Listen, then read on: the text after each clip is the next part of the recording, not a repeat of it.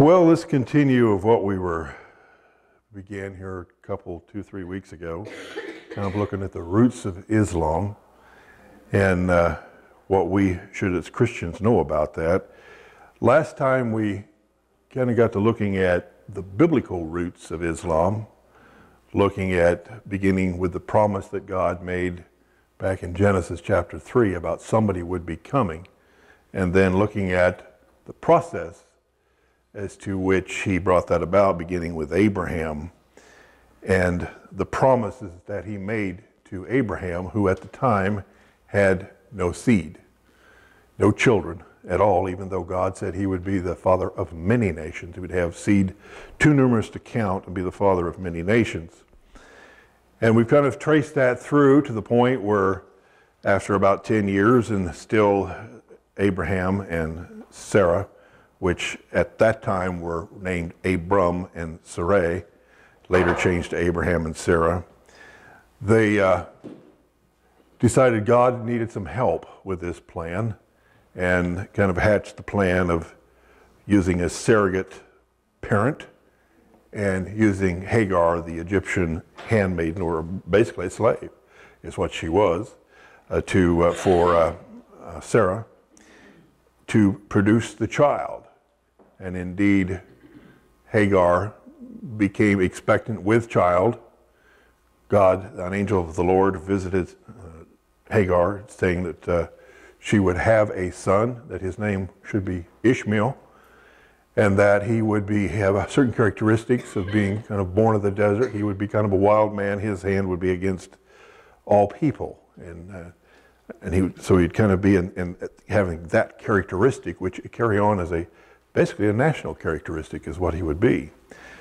And there was also some jealousy created while Hagar was carrying her son Ishmael before he was born, in that it was kind of a I can conceive and you can't type of situation with Sarah, which created some problems. And Sarah had her driven out of the camp initially on a temporary basis, but then, and God appeared to her and gave her some blessings as well, saying that I will take care of you. This isn't your fault, but I will also make some promises and blessings to you as well. And then we got to the birth of Ishmael, who was the firstborn then to Abraham and Sarah. And keep that in mind as we go through. We'll talk about that a little later, the significance of that, but he was the firstborn. And then we want to move on today and begin looking at how this story continues. We're going to do it through this generation, the next generation, just to kind of lay the foundation. And so we're going to, again, do some reading out of the Bible in Genesis chapter 25, verses 8 through 10. If somebody would read those, please. Now that's too far. Hold on just a second.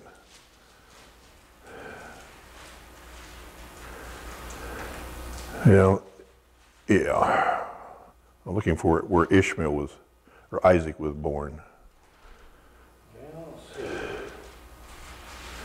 It must have been 21. Yeah, it was in 21. Just so you can find that where Isaac was born. Verse 5. Okay, read verse 5, please. Now Abraham was 100 years old when his son Isaac was born to him. And Sarah said, God has made me laugh. All who hear will laugh with me. Also she said, who would have said to Abraham that Sarah would nurse children? Yet I have borne him a son in his old age.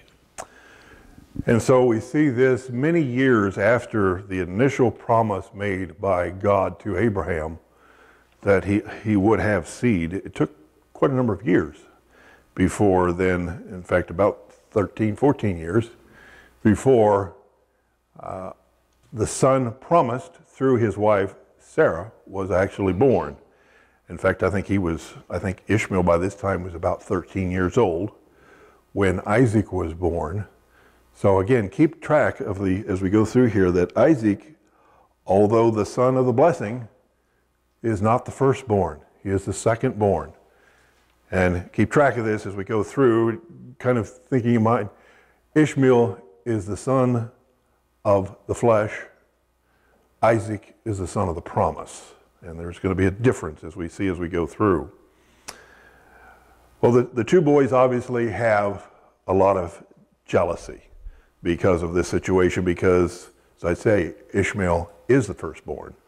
And so let's look at in 21 verses 8 through 13. Someone please. So the child grew and was weaned. Then Abraham made a great feast the same day that Isaac was weaned. Sarah saw the son of Hagar the Egyptian, whom she had borne to Abraham, mocking. Therefore she said to Abraham, "Throw out this slave woman and her son, for the son of this slave woman shall not be heir with my son Isaac." This matter was very displeasing in Abraham's sight because of his son. But God said to Abraham, "Do not be upset concerning the boy and your slave wife. Whatever Sarah has said to you, listen to what she says, for in Isaac your descendants will be called. Yet I will also make a nation of the son of the slave woman, because he is your offspring."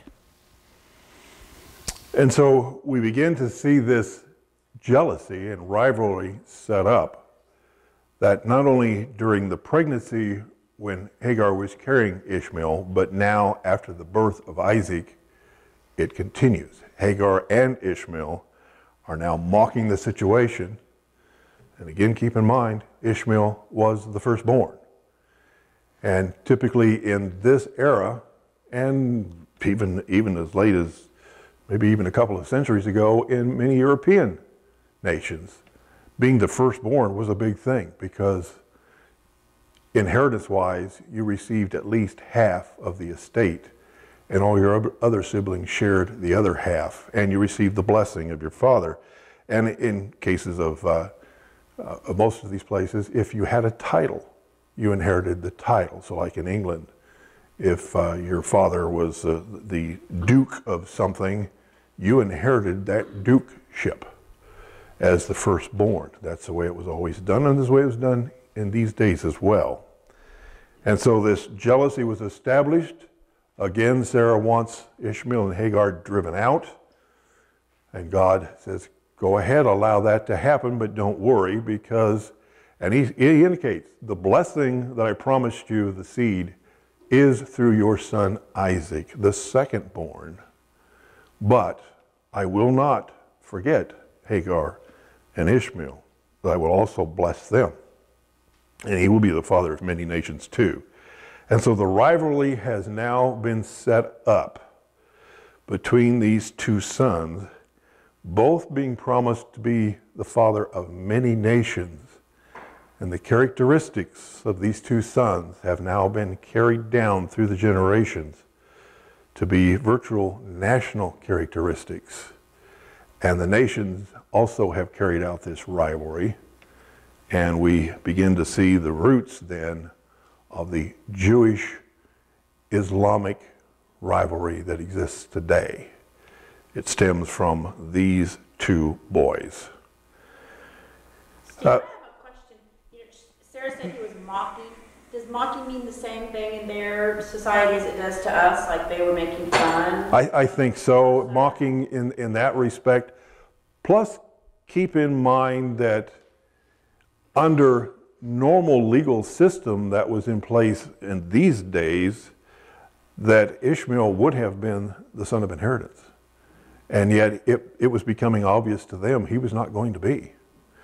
So the mocking could have included that, some degree of outrage, in that I'm going to be disinherited. And it's my birthright. It's the way we do it in this part of the country. It's the way we do it. And so there's a certain amount of that. And I think, in all fairness, we need to say to some degree, from strictly a human standpoint, we can somewhat sympathize with Ishmael in that he is right. It appears from a human standpoint, he is being deprived his lawful inheritance and his place to take over Abraham. And this is exactly the roots of Islam, in that even though Muhammad didn't appear until the 6th century AD, and here we're talking about probably in the neighborhood of 1500 to 2000 BC. And Muhammad is considered the father of Islam, as the Islamics will claim their roots actually go back as a very ancient religion, and they claim Abraham as their father. This is where it goes back to. And they're claiming, no, it's our birthright. It is rightfully ours, the blessing of Abraham. And so they claim that it's through them that the blessings have come, that God gave. And therefore, they are the rightful religion, not the religion of Isaac. And so you can see that tension, even as far back as then, over this very issue. And I would say that's the roots of what you see today, is that kind of the idea where we want our birthright, we want our land, all the things we should have gotten through Abraham that we feel is legally, rightfully ours, that the Jews have stolen from us. We want it back. And I think that's the roots of this whole thing.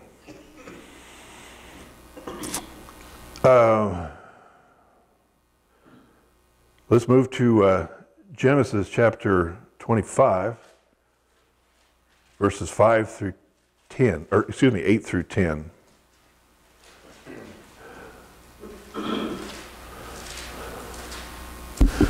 Somebody read those, please.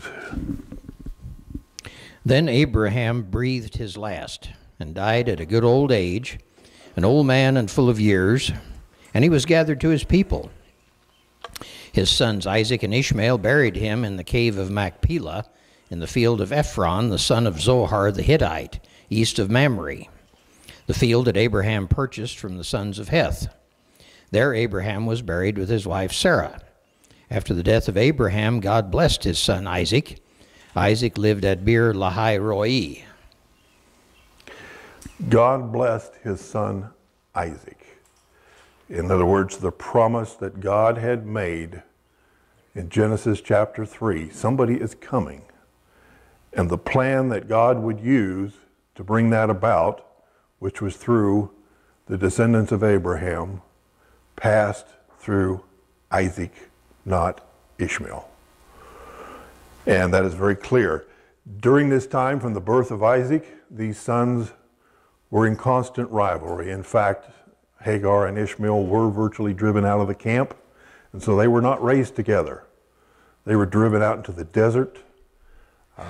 Hagar was convinced they were going to die. They were out there with very little, and God, an angel of the Lord, appeared to them, said, "Don't worry, you'll be taken care of," and they were.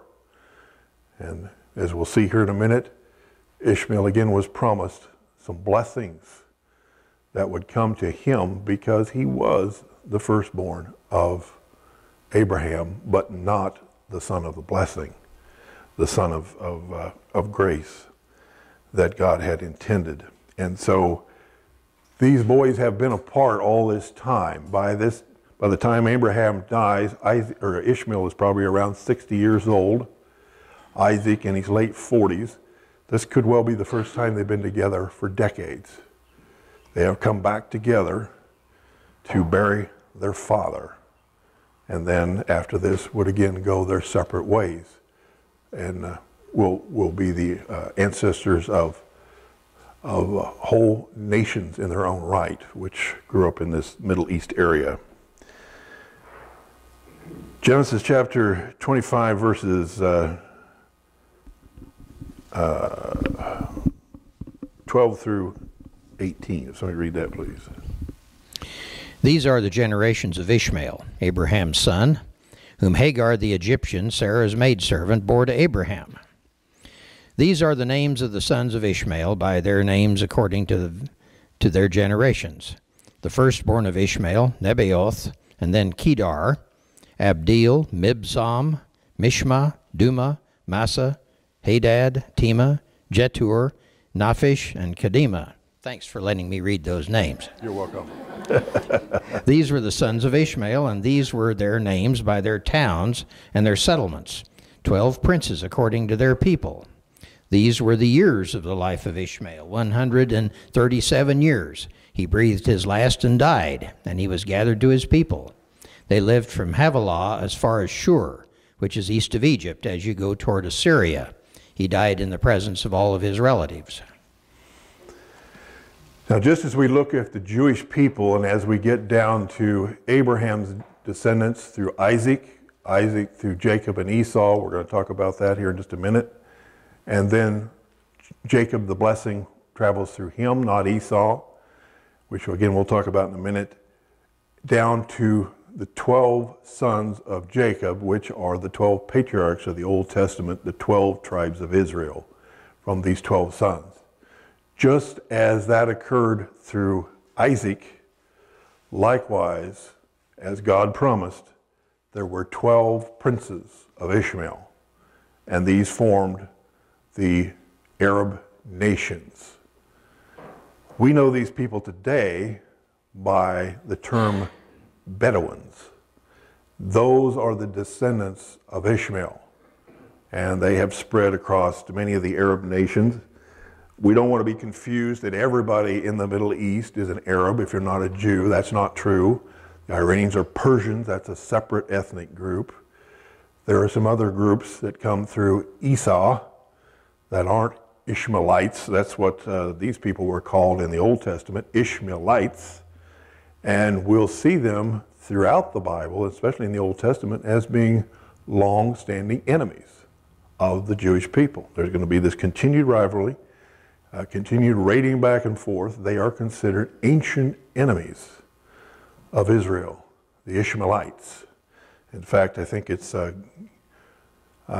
which one of the judges was it? I was going to say Gideon, but that was the Midianites. I can't remember which one of the judges. It talks about the Ishmaelites coming in, who usually swept out of the east into the Jezreel Valley, a very fertile valley in Israel, and would raid them every year. Those were the Ishmaelites that would come in and do that. And this was all over this situation of this rivalry between these two sons and the belief that the birthright had been stolen. The descendants of Ishmael basically spread from the Red Sea in northern Arabia to the Euphrates River. In those days, they had their own lands that they spread out through, which was primarily east of the land of Canaan, much as it is today. And it is estimated that the current descendants of Ishmael in today's world would number somewhere around 200 million of the Ishmaelites. Like I say, not all people in the Middle East are Ishmaelites. Primarily Saudi Arabia, Kuwait, and Iraq might lay claim to that, to being these people, but there are the Persians, which were enemies as well back at that time, which is now Iran, and there are the Palestinian people, and there are others, and the roots of some of these people are hard to trace. We can't just say that the Ishmaelites settled only in this area. The area that they occupy now is much larger than it was back then over in the Middle East. And they've spread in many places, just as the Jews have spread in many places. And just as the other descendants of Abraham through Ishmael and otherwise have done as well. So they're scattered throughout a lot of places. History shows us, just as God predicted, that Ishmael and his descendants, having this kind of a national characteristic, would be wild men, would constantly be at war. If you trace through with the Arabic people, they have been almost in a continual state of warfare down through history, either with each other or with their neighbors. And they have been a very warlike people. To say these are wild men isn't necessarily a negative thing to say through the time period here. It's basically a characteristic that they're a tough people. The Bedouins are very tough, live in a land that most people couldn't even begin to survive in. very desolate, very dry, and most people couldn't survive in it, and they were a very fierce, warlike people in that you didn't mess with them. Many people tried. The Persians tried to do that when the Medo-Persians were in control. They tried to conquer the Bedouins and failed. Alexander the Great was preparing to do that before his death, and of course he died before he could begin to do that. He'd conquered other lands, but he had not conquered the Bedouins.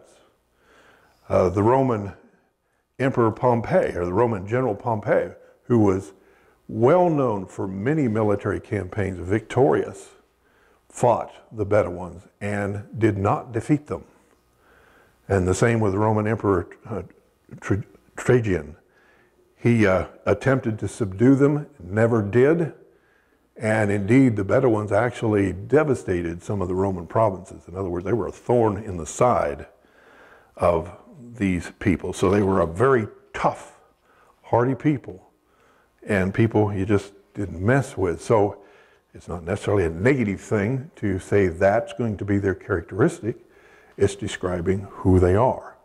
And we see down through history that is indeed what they have turned to be. And so that is the beginning of the roots of the Israeli-Islamic conflict, and even carried through now even to the Christian Islamic conflict. We all trace it back to Isaac and Ishmael. Now, I want to follow this through just a little bit further, and then we're going to talk about some of the ramifications of that.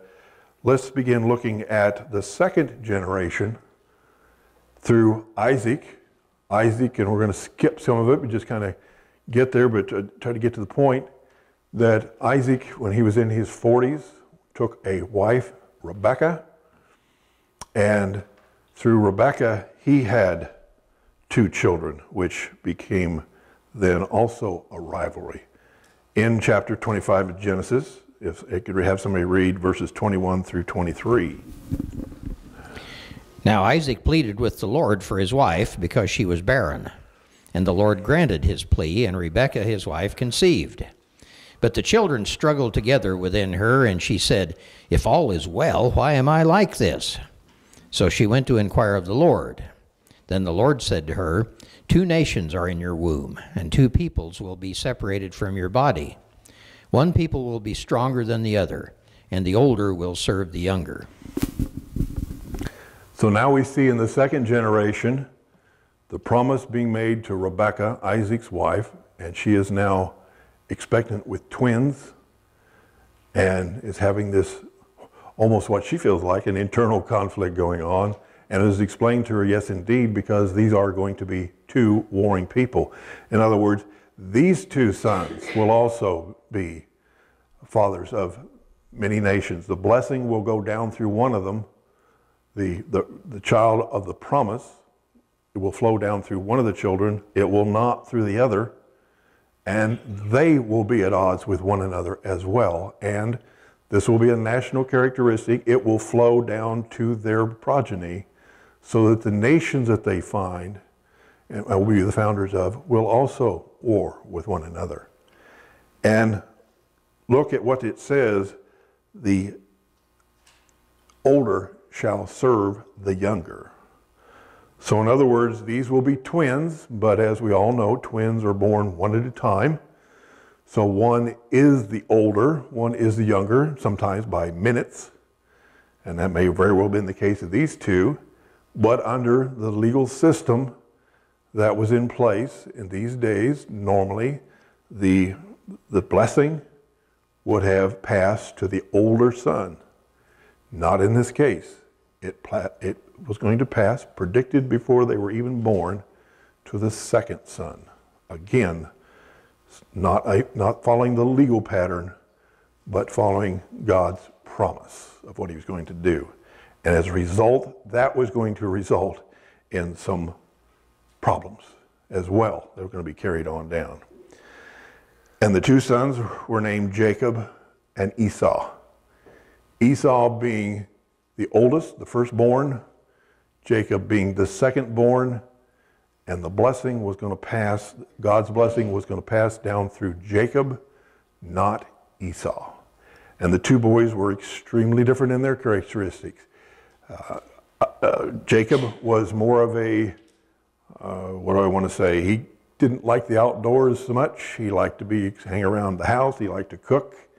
He liked to do things of nature, a much more gentle nature, I suppose you would say. Esau was kind of the man's man. He was rough and ready. He was an outdoorsman. He was a mighty hunter. And he was out and about all the time and doing those types of things. He was a kind of a man of the earth. And they were very, very different. Let's look in verses 29 and to 34. Somebody read those, please. Now Jacob cooked a stew, and Esau came in from the field, and he was famished. So Esau said to Jacob, "Please feed me some of that red stew, for I am famished." Therefore his name was called Edom. Then Jacob said, "First sell me your birthright." Esau said, "Look, I'm about to die. Of what use is a birthright to me?" Then Jacob said, "Swear to me this day." So he swore to him and sold his birthright to Jacob. Then Jacob gave Esau bread and lentil stew. Then he ate and drank, arose, and went on his way. Thus Esau despised his birthright. These two kids with the two different characteristics, the one being the mighty hunter, the other one who stayed around home. Jacob, and if we trace Jacob all the way through, was kind of a conniver. And he kind of concocted this plan with the help of his mother to get the birthright from Esau. And Esau come in, he's hungry. Jacob is making a stew, offers it, says, "I'll trade you this for your birthright." Esau just doesn't care about those types of things. He's out doing his thing. He said, "Sure, for stew, I'll give you my birthright." And he does it. And this again now creates a tremendous conflict between these two boys. Not immediately, but as time progresses, once Esau realizes what he has done. And so now, not only the blessing of God, but the birthright, which gives him inheritance rights, that he will inherit the bulk of his father's estate, not Esau, as would normally be. And so we set up even more of a rivalry here. Esau was a proud man, and that's going to fit into this, where he was very proud and just refused to yield, and that's going to fit into this overall situation. He refused to kind of swallow his pride here. Now let's go to chapter 29, verses 39 through 41. Somebody read those, please. 29, 30, 39 through 41.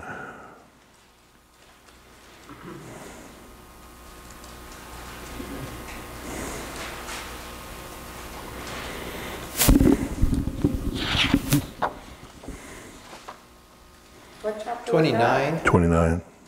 Well, it only has, Well. 35 verses. Okay. What I'm looking for, I must have the wrong verses cited, is where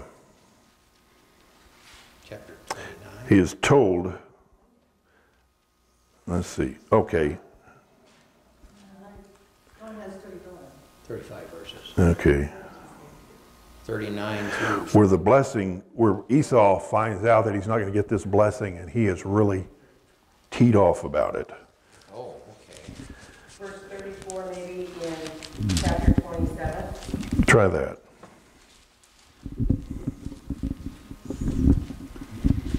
When Esau heard the words of his father, he cried with a great and exceedingly bitter cry, and said to his father, "Bless me, even me also, my father." He said, "Your brother came deceitfully and has taken away your blessing." Esau said, "Is he not rightly named Jacob? For he has supplanted me these 2 times. He took away my birthright. Now he's taken away my blessing." And he said, "Have you not reserved a blessing for me?" Then Isaac answered and said to Esau, "I have made him your lord, and I have given to him all his brothers as servants, and I have sustained him with grain and new wine, What can I now do for you, my son? And Esau said to his father, Do you have only one blessing, my father? Bless me, even me also, O my father. Then Esau lifted up his voice and wept. We'll stop there. Yeah. Okay. There are two things that are handed down to a son in these days: birthright and blessing. Birthright would be the inheritance, the material things, which we know Esau sold to Jacob for a bowl of stew, but also the blessings. This is kind of something special where your father actually blesses you as being the head of the house and passes the blessing down. That's a separate thing. We didn't read it, but prior to this, Jacob, again with the help of his mother, concocts a situation in which they basically steal Esau's blessing. Esau is a very hairy man. Smells very woodsy, earthy, so to speak, because he's a man of the outdoors. And as Isaac is lying on his deathbed, he is blind, he cannot see, and the mother helps dress Jacob up to appear like he is Esau, putting sheepskin on his forearms so he looks real hairy, and then having him wearing some of Esau's clothing so he smelled like Esau. And he went in to Isaac seeking the blessing. Isaac, believing that it is Esau, then blesses his son, puts his hands on him and actually blesses him. And so now the blessing has been given to the secondborn as well. Esau, what we're reading now, finds this out, and he is outraged. Not only did I lose my birthright, but now I've lost the blessing through connivery. And so he goes to his father, tells him what happens, and he said, Can you not bless me too? What Esau learns is the blessing is not proportional. It cannot be appropriated, one part to this and part to that. It's all or nothing. It was given to it was given to Jacob. It is irreversible, and it cannot be apportioned. In other words, you can't do it to two, it goes to one. He's lost them both. As you can imagine, he is now outraged. And this sets up a point. He basically threatens that I'm going to someday kill my brother Jacob. And Jacob learns of this. His mother sends Jacob away, knowing that Esau is out for blood. Jacob flees and lives in another land for a long period of time. He has his own family there, his own children, comes into his own wealth before he and Esau ever come back together. But there's this bitterness now between the two. And as part of this, if we would read on, it tells us that it is predicted that Esau and his people would live in a dry land. In other words, they would live in very unproductive dry lands, very hard to make a living, just like the Bedouins, that the blessing, because it went to Jacob, they would live in the lands of plenty.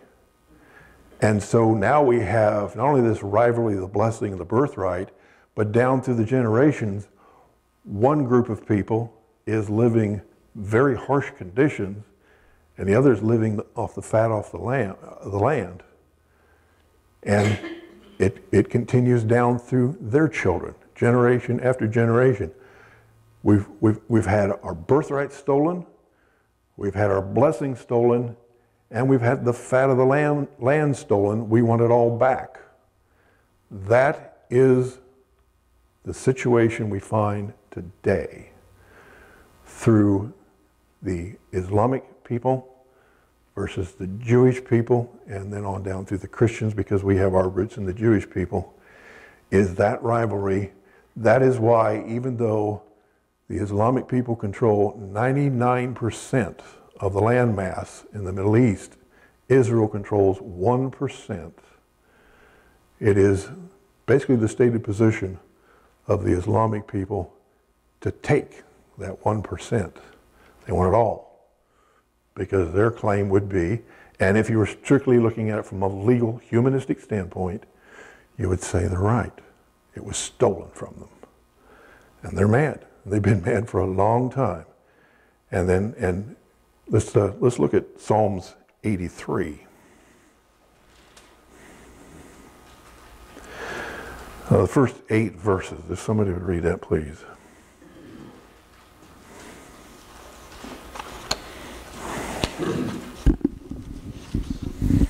Do not keep your silence, O God. Do not hold your peace, or be still, O God. For look, your enemies make an uproar, and those who hate you have lifted up their heads. They have given crafty counsel against your people, and have consulted against your treasured ones. They have said, come and let us cut them off from being a nation, that the name of Israel may be no more remembered. For they have conspired together, they make a covenant against you. The tents of Edom and the Ishmaelites, even Moab and the Hagrites, Gebal and Ammon and Amalek, the Philistines, with the inhabitants of Tyre. Assyria also is joined with them. They are the strength of the descendants of Lot. Selah. It is predicted, even in the Psalms, this is the way it would be, that these descendants, which these are the descendants named here of Ishmael, that they would be angry down through the generations, that they would virtually say, let's drive Israel into the sea, which is exactly what you find in some of the documents for the Muslim people today, particularly the Palestinians, have stated, especially Hamas has stated, they refuse to recognize the right of Israel to exist. Some of the maps that are over in that area, you will not find a nation of Israel on their maps. It is Palestine. They refuse to recognize Israel. It's this very thing the Bible has predicted from the beginning. There would be this hatred between the two. And the sons of Ishmael, the descendants of Esau, which were known as the Edomites, would never accept what had been done to them and would constantly war with the descendants of Isaac and Jacob come down through. Child of promise, child of the flesh. Those are the two that have been set up here. And so we see the problem even today. Let's look at the book of Romans. If somebody look there, please. Romans chapter 9.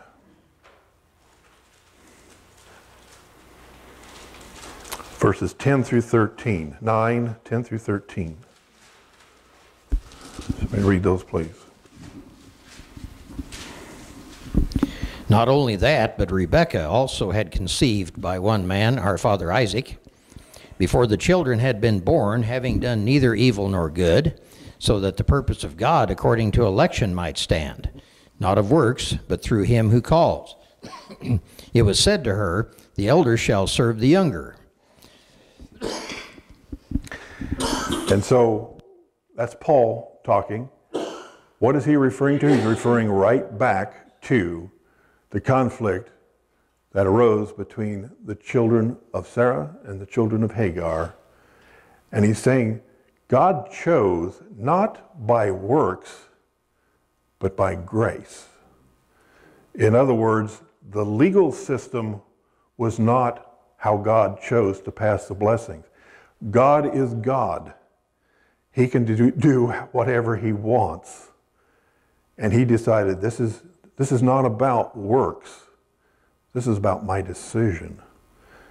And therefore God instituted his own decision and said, I'm not going to follow tradition, human legalism, and say the blessing now must pass through the firstborn. No, it's going to do it my way, and it's going to go through the ones that I say.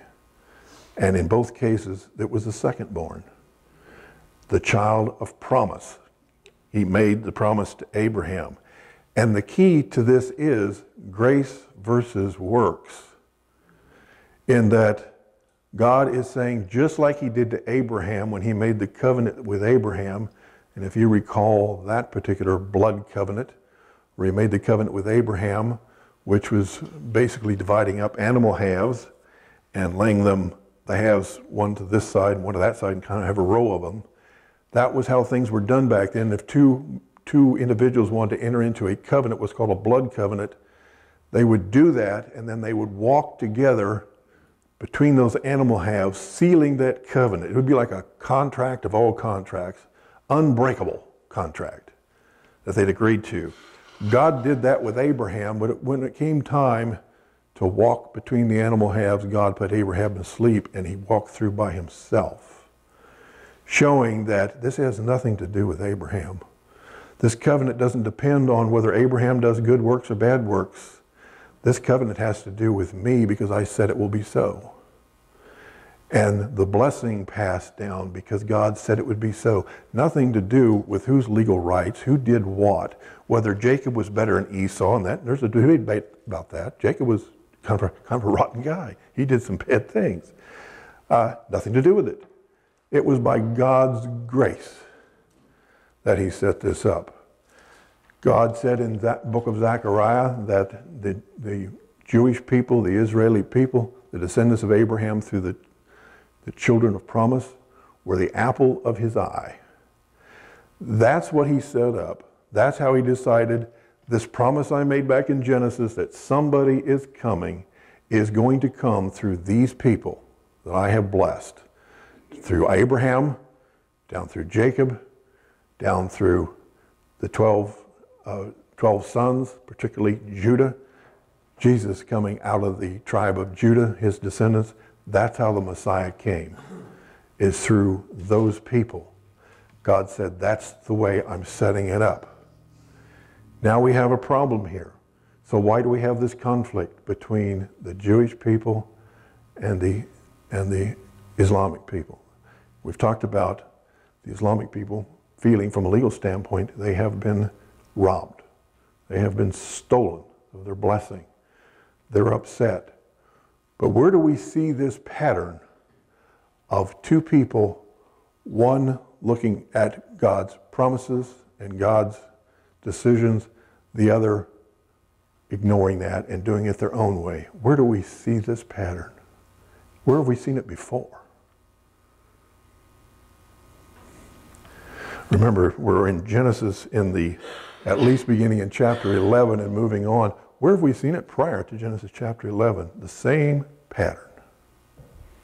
It's all the way back to Adam and Eve. They thought they knew. That's right. We've seen it there, beginning there. In that, was that not the point? That when God said, don't eat of the tree, for on the day you do so, you will surely die. You know, was there anything magical about that tree of knowledge of good and evil? I don't think so. I don't think it was any different than any other tree there.